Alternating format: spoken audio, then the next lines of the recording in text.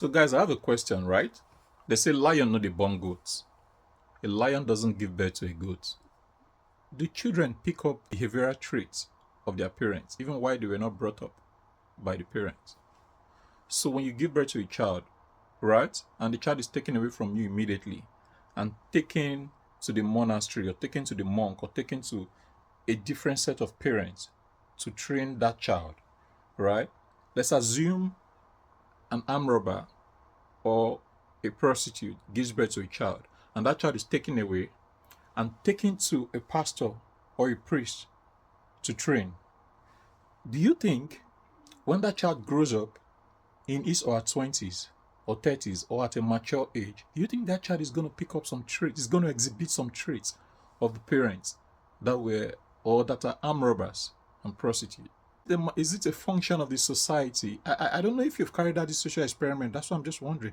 Is it a function? Do people pick up characters based on the society they grew up, or based on hereditary, or both? And if it's both, which one is more? Which one is more? Because really, the reason why I'm saying this is the men and women destroying the society today were brought up by parents that were not enlightened, parents that had nothing to offer. They reflected or they are reflecting the character, the personalities of their parents. The heartbreakers, the Yoruba demons, the oloshos, the whatever you call them, they're a product of bad parenting. Now, let me tell you something, right? If you meet a guy or you meet a girl, you go on a date, right? What you guys should be talking about is your family background, know about your family values, right? Because I'll tell you the truth, right? That is more than 50. It determines more than 50% of the success of your marriage or your relationship. So if you're someone from a single parent, if you're brought up by a single parent, if you're brought up by a single mother, it has an effect on you. It has an effect on you. If you're brought up by a single dad, it has an effect on you, whether you like it or not. If you're brought up by no father, no mother, it has a serious effect on you, whether you like it or not. So, whether you like it or not, even if you're brought up by a father and a mother, how you were being brought up has an effect on you. So sometimes we like denying these things. We don't like facing the reality, the truth. We don't like telling ourselves the truth. If you're brought up by a single father or a single father, you must have lacked something growing up, due to the absence of the mom. If you're brought up by a single mom, you must have lacked something growing up due to the absence of the dad. So it's the onus is on you to grow up and realize that I need to make up for what I've lacked. I need to go out there. I need to develop myself, train myself, so that people do not see that void. So that people do not see that void in my upbringing, that I was trained by only one parent. Some people, it's so obvious. When you see them, it's so obvious that they were trained by one parent. The onus is on you to be able to develop yourself, read books, study, watch, rich contents, things that will help you. Be obsessed with developing yourself, because it definitely lacks something while growing.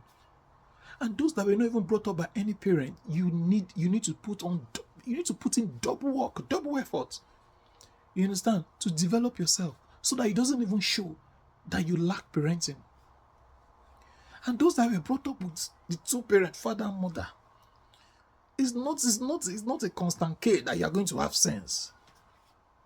Right? It's how you were brought up, the values you were brought up with. So you have to watch it.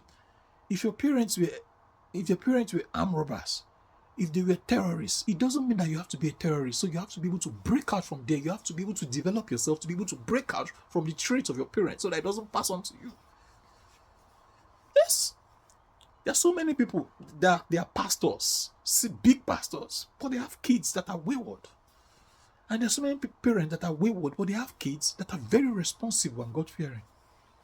So the onus is on you. When you meet a girl, meet a guy, try to understand family values. If you want success in your relationship, please be very concerned about the kind of family, the kind of religion they practice, the kind of things they talk about, the kind of values they have in the house, the rules, regulations, the principles in the family. Do they get married?